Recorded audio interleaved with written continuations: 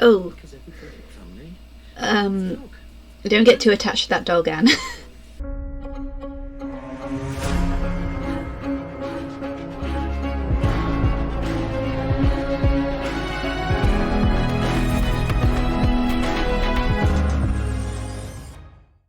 So we're coming again to the final episode of Blood, Sex and Royalty, and just before we start watching the episode, I just want to make a couple of things clear, just get a few PSAs out there. In terms of the actors that they got to play these roles, I don't wish any ill will on the actors in any form at all. Like, no one could make this script work. It's one of the worst scripts I've ever seen. I mean, I haven't even read the script, but like, just watching this, like, no one can make this dialogue work. And I don't bear any ill will towards the historians. Yes, there was that time I told Tracy Borman to shut up, but it's been such a condescending journey. I know from second-hand experience that historians mostly live off book royalties and gigs, and when they come in for a documentary, unless they are actually in charge of the documentary, if say it's Lucy Worsley doing a whole series, because she usually gets creative control, then that's one thing. But when you're just called in to sort of speak some lines, to fill in some gaps, you don't have much control. You just say what you're told to, and you get paid for it. And I know this is how things work, what it's like being a historian under a capitalist society. And these guys are credible historians, so should just go and support them through their own work, and just stay away from certain documentaries that are really bad. And as for the actress who played Anne, I only realised this after watching the second episode, because I thought Amy James Kelly seemed familiar, and I went and looked on her IMDb page, and indeed I have seen her before. Just before there was a first lockdown, I went to the cinema twice in 1 week, and the first time we went to go and see this film called Military Wives, and it's about, of course, military wives. They're bored on their base, they're trying to find ways to come together and shake off the anxieties of their husbands, and in one case their wife, going to war and possibly not coming back. So they start a choir, things happen. I can't really spoil the movie for you because it had one of those trailers where they spoiled the entire film in the trailer, but we still went to go and see it. And that was one of the last movies I saw before the first 2020 lockdown. Hey, yeah, I got a kitty. Alan is here for us. He might come and go throughout the thing. Are you ready? First I need to get something to drink. My throat is really dry. It's been half an hour since I brushed my teeth. Yeah, another PSA, people. When you brush your teeth, wait half an hour before you eat or drink anything, and that includes mouthwash. Just got to keep the toothpaste on your teeth for as long as possible. I didn't know this until like last year. Kinda wish the dentist had told me. And I'm one of the lucky few people in Britain who's able to see an NHS dentist, so you know I speak the truth. Right, here we are. Episode 3. Ooh. Well, it's what you read in life. So, Episode 3, Somebody Wants Me Dead. After a series of political uprisings and personal tragedies, Anne's marriage with Henry sours, and her perch at court becomes increasingly precarious. Ooh. See, that's a larger vocabulary than you think your target audience has. I'm filming this on a Wednesday, so I have double Star Wars to cleanse the vision. Oh god, we can't show that. Okay, that was a weird opening. Okay, I couldn't show that because YouTube guidelines and basic decency. It opened with Henry and Anne shagging. You didn't see any boobs or anything like that, so there's that thing. And Elizabeth was crying, presumably in another room, but it sounded as though she was in the same room. And then that killed Henry's mojo, and Anne's like, well, I gave birth like 6 weeks ago. So obviously it's not very comfortable for her. So foreshadowing, and And Anne says your sexy talk needs work, because Henry's like, where's the bloody wetness? Ugh. Boleyn's keep their word. More stock footage from the Tudors.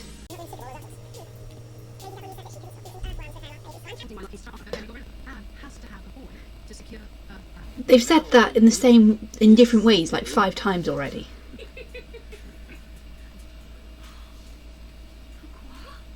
Oh.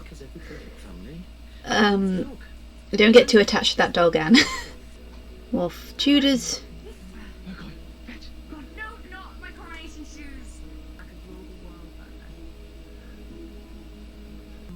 She wants to help the poor, she wants better education, and of course she wants religious reform as well.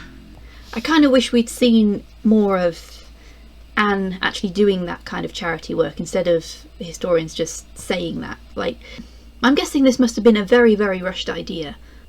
They get the historians to say stuff that has merit, like saying that Anne wanted to help people and be religious and do lots of religious reform as queen, and that was one of the reasons why she became queen.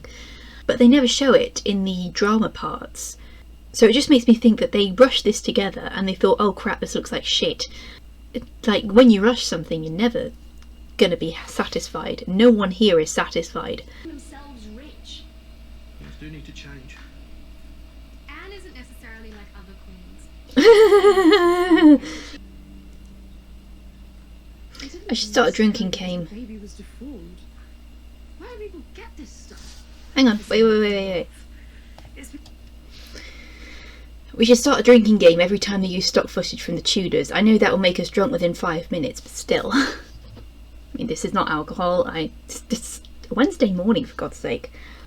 And I'm just trying to make sense of something. So they're saying that Anne's first miscarriage was deformed. And granted, they're saying they acknowledge this was a rumour. That the idea that Anne gave birth to a malformed fetus happened during like her third and last chance when it came to her pregnancies. But that was a malicious rumour that was spread later on, or by the Spanish Chronicle, determined to paint Anne in a really bad light. Because you're a witch. That's a new one. Please, I am Hercules, I unleash the beast. I ain't dressed to please, I am dressed for me. Where they step to me, it's like trust to me. See these nobody. And so that was Mark's meeting then. Ugh. The Duke of Norfolk, my uncle, unfortunately. Where has he been this whole time? In the cupboard. Mary! Anne! You just wait. How could you turn up like this? I am so sorry. No, I am the Queen of England, and you have married some low-life soldier and got yourself pregnant. I'm so sorry we lost your baby, Anne. How did she know it just from that alone? When did that happen? Like, I think we've missed a bit here. Like, yes, Mary secretly married William Stafford, who was a soldier and not of very high standing at court.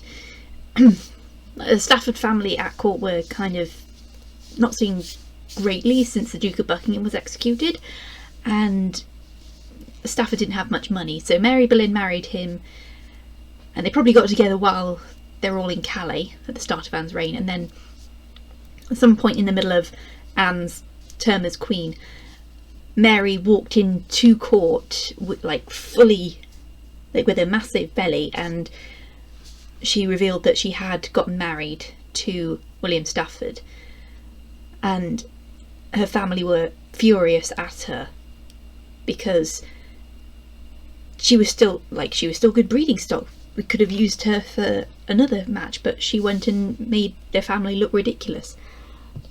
And they're treating this as Anne's jealous because Mary's pregnant and Anne's just lost a baby, so.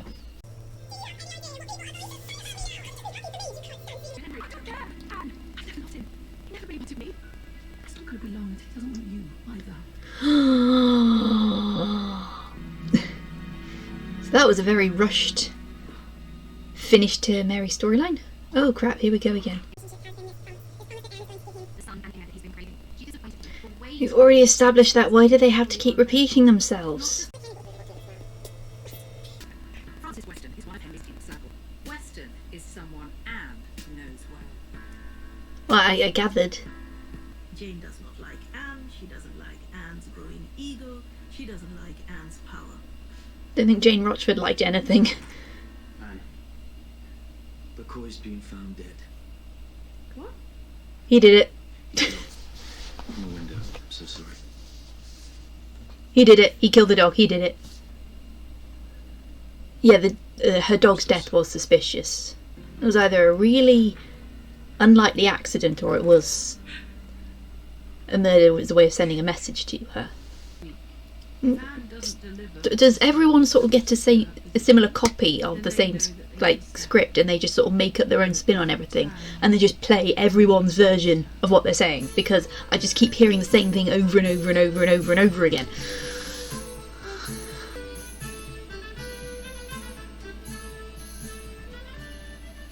My super sweet lady in waiting, Jane Seymour. Knew it. They're polite. Have split the country in two. We know that. Huge.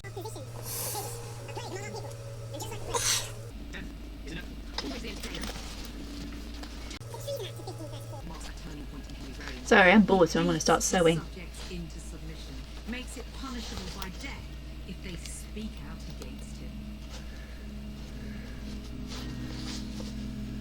Yeah, I thought we haven't seen Moore or Fisher yet.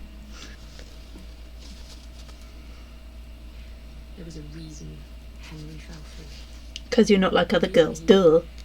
Rising of nobles in Ireland. Oh, we're getting the image from the poster. France. From like the first image that we saw of this series on Twitter. Welcome at war with Europe. We didn't have numerous rebellions at that time, not until the Pilgrimage of Grace. He wants to be the chief advisor. Anne wants to be Henry's right-hand woman. She wants to be the chief advisor. You cannot have two in the one court. It's just... The thing is, Cromwell can't have sex with Henry, so we're a bit of an impasse. Already? 1536 is a crisis year for Henry. There are uprisings. It's 1536 already. Jesus, we have missed like 3 years. Hardship. He has never known a more turbulent time in his reign. That's what happens when you And now Henry's put first wife, 10 years worth of events into... Oh, f*** me, this is the dress, isn't it? Anne appearing at this event in yellow would have more than set tongues wagging. This It's is even more hideous in person. Oh my god, it's moving. The dress is moving. things. Probably by now my Rain review's done, and I did a whole segment about talking about the costumes. This is worse than all the dresses in Rain combined. And I haven't even seen the other 3 seasons yet. This is probably the worst attempt at recreating a Tudor dress I've ever seen. It is utterly hideous. It doesn't match this actress's skin tone, for one thing. And I just want to burn it. The person who designed and made this should be punished. I bet Anne's not pregnant either. Any chance of a seat? I'm with child. Oh. Well, she won't be for long. And here comes the fiery bed. Bertha Mason up to her old tricks again. Uttered on purpose. Somebody wants me dead. How did you know? Roll credits. First the hate mail, then somebody throws my dog. Didn't even have mail. Didn't even have mail back then. You just got personal messengers to send letters. And that he's unconscious as a result for 2 hours. I thought that was debunked.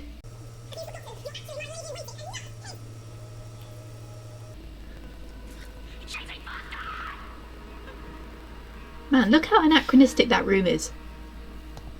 I'm sorry, but like, all of that, there's like a cabinet there. That looks like Chippendale. Sorry, I've been to a lot of places. I recognise places just from where they are.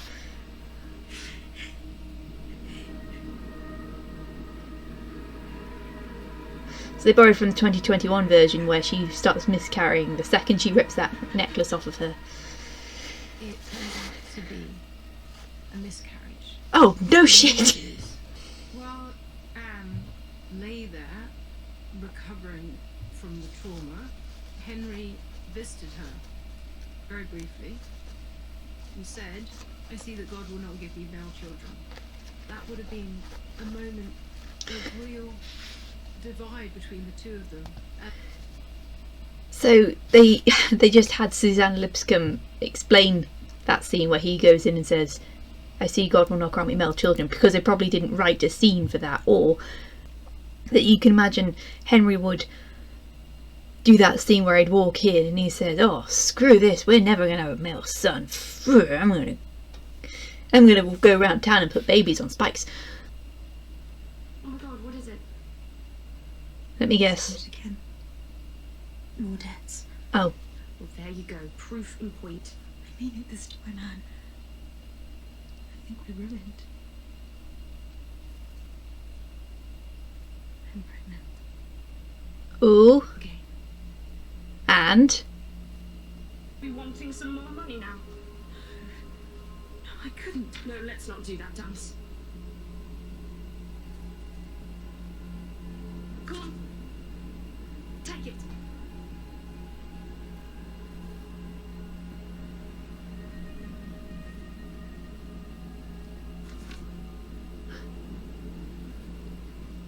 I do need this.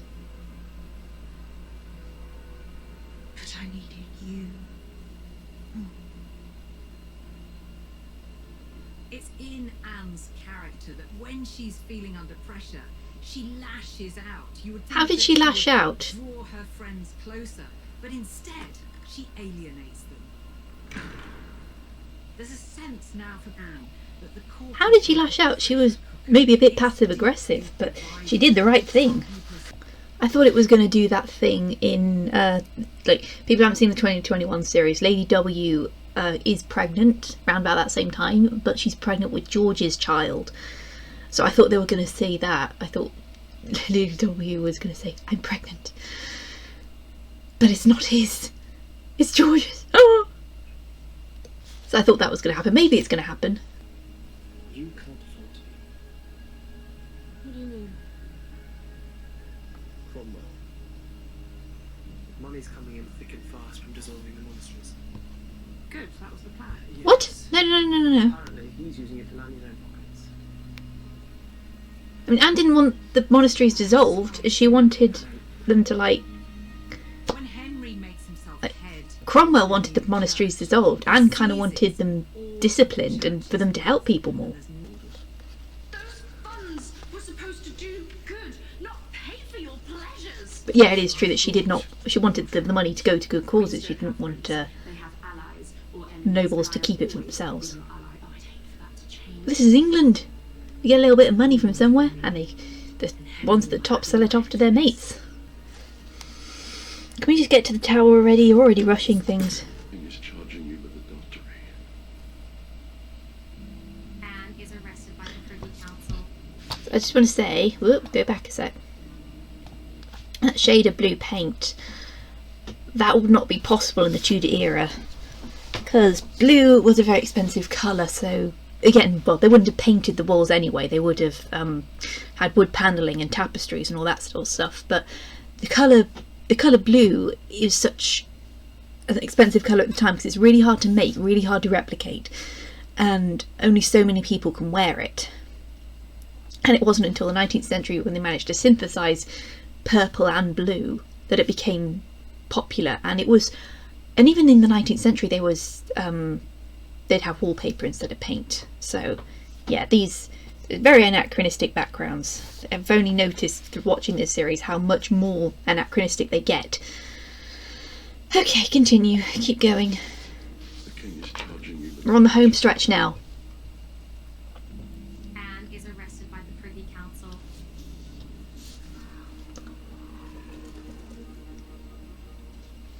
When she arrives at the Tower of London. Oh, you sure you don't want a massive text across the screen telling me it's the Tower of London? But in the Queen's apartment. Adultery.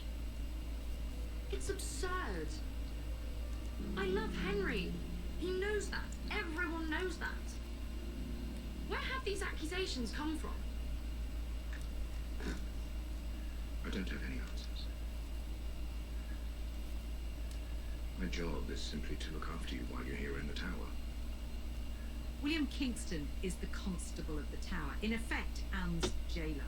But in Yeah, this was spoiled for me. It wasn't Cranmer. She wasn't talking to Cranmer at all as I thought she was.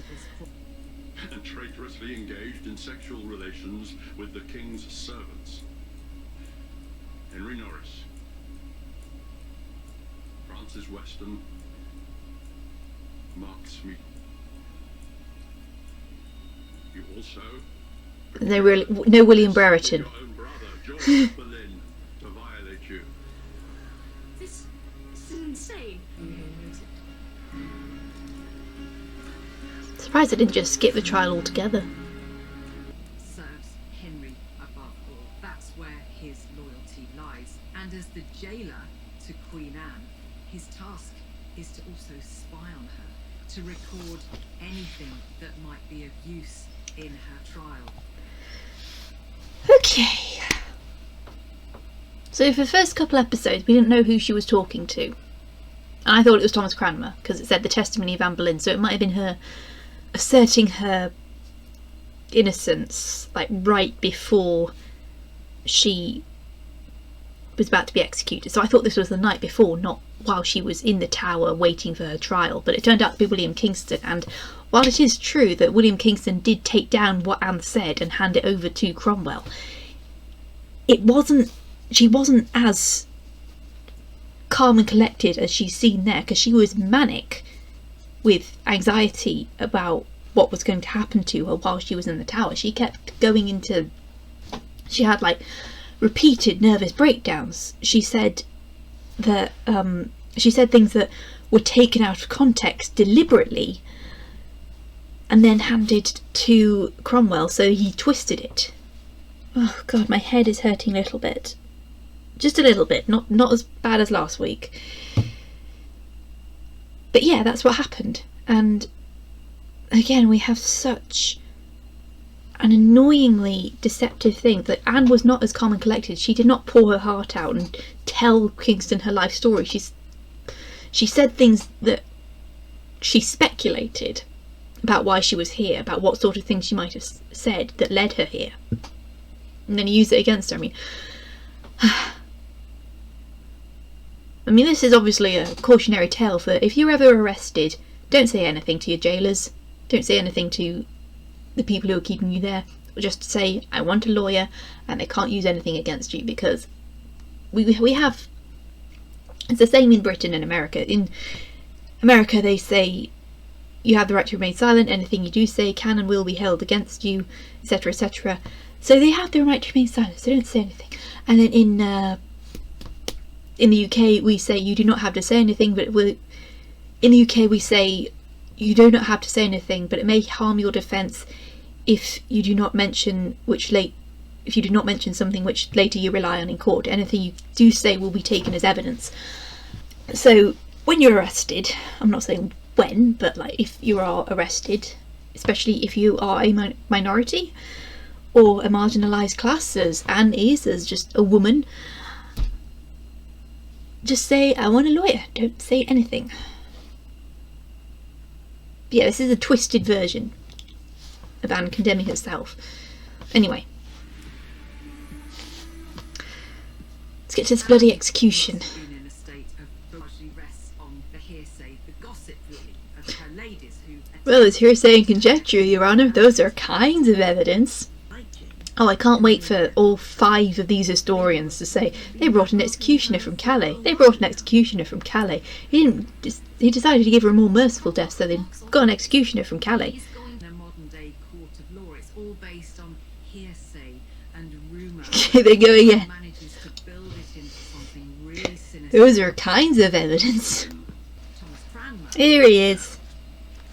So I'm really confused about this, because I don't know if this actually... I can't remember if this actually happened or not, because they... The rest of your days in a convent. It's a lifeline, Anne. Please, take it. I mean, Henry didn't really need Anne's consent to annul the marriage, because he just said, oh, hang on a second, you know how I kept saying that Catherine had slept with Arthur, and that's the excuse I used to annul my marriage to Catherine? Well, turns out I slept with Anne's sister, which means by those same laws of Leviticus, I can't marry...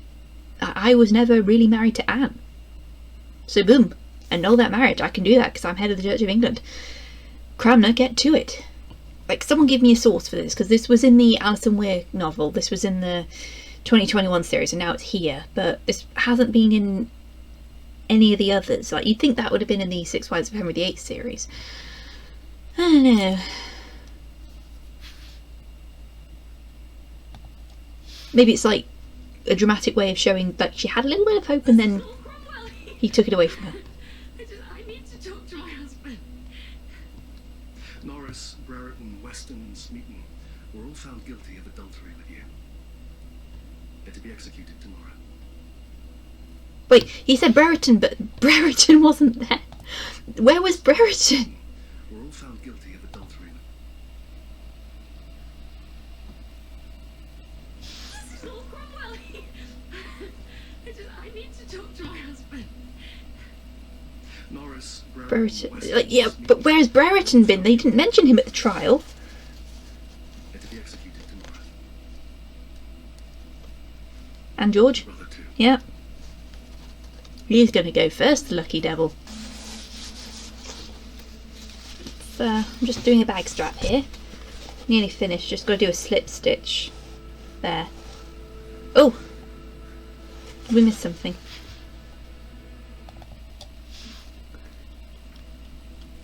Sorry, I was too busy looking at something interesting like how to do a slip stitch.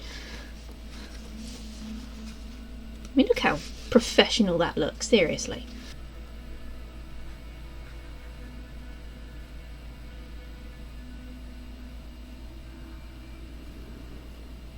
The king has shown you mercy. Instead of an axe, you will die by the sword. He tells her that right at the execution. It now becomes clear Henry had already sent for the executioner before her trial even took place. Oh, details, details. He's the one who decided that Anne has to go, and he's masterminded the whole thing. He wants her executed. No one here's a mastermind, I'm sorry.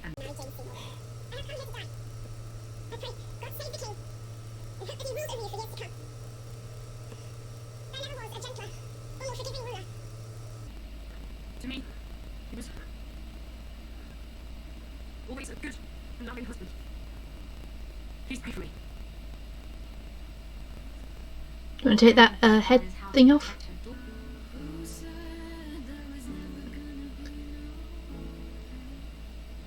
Can't wait to do my redux so I can rip this apart more analytically.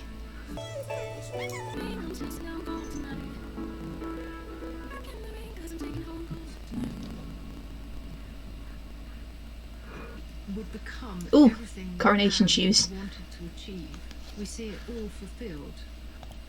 Yes, there's Elizabeth there. She's wearing a dress that, obviously it's from the Elizabethan era, but she's dressing up in her mum's shoes. In the background you'll see paintings. I mean, obviously it's very blurry at the moment, but those paintings, they look a little bit too romantic for my taste for this time period. And those chairs and those cabinets, they look like the kind of wooden furniture that they would do in the 18th century. I'm just saying.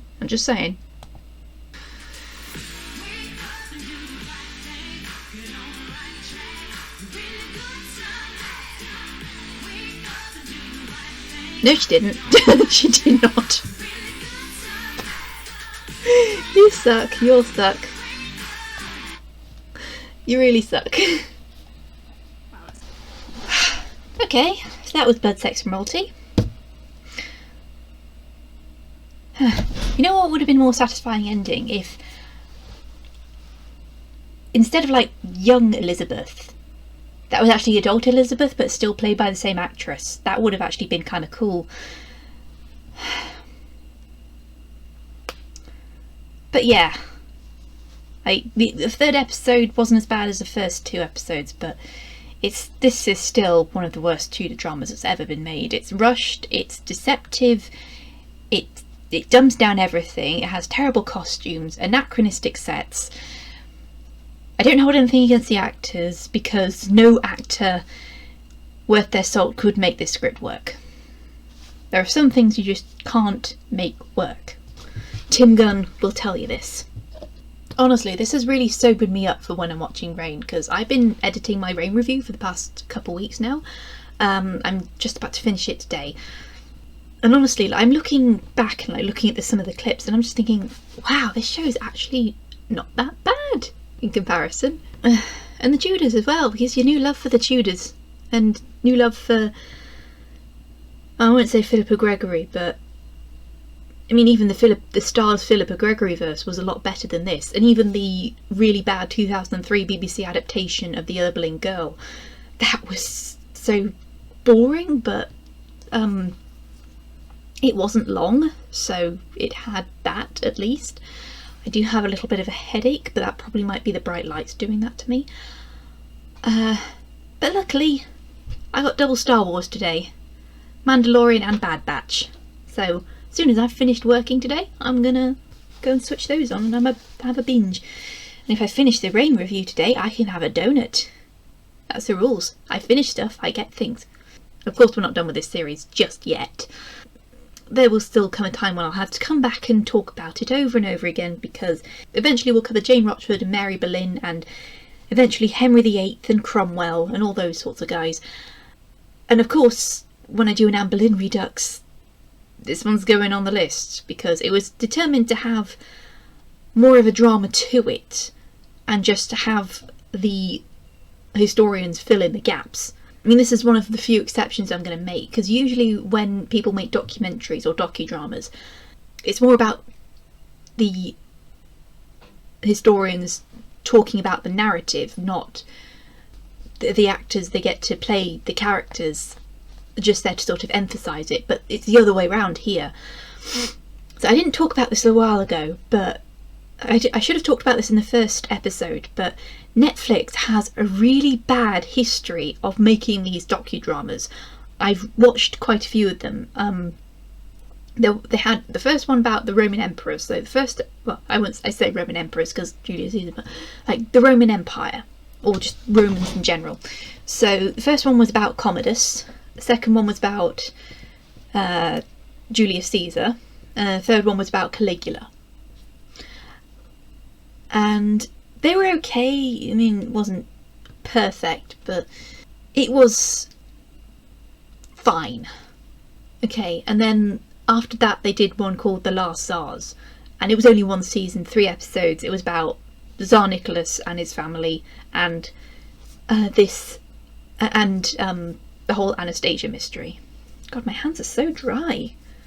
Yeah, so the Last Tsars one, how did I watch all 3 episodes? Because it was really bad. Like, they wanted those sex scenes, so the men in the sex scenes were Nicholas himself and Rasputin, and I'm just like, I didn't want to see Rasputin naked. No one needs to see Rasputin naked.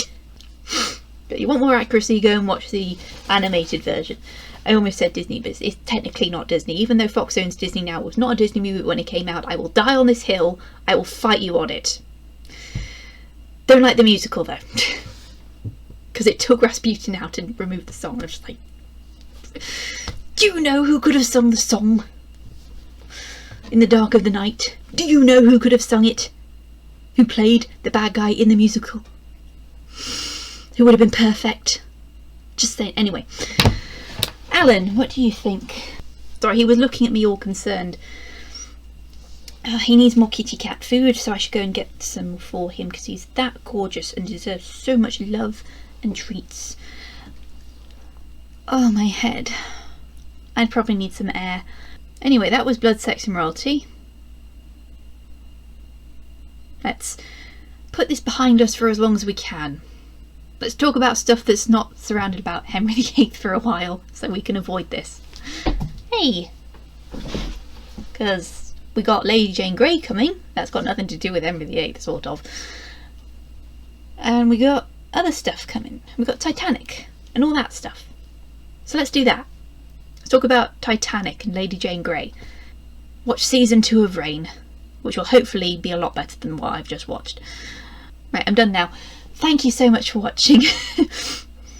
I didn't really know how to segue into an outro there, So make sure you subscribe so you don't miss anything else that's coming up on the channel. You've got to also hit the bell and make sure you like and share.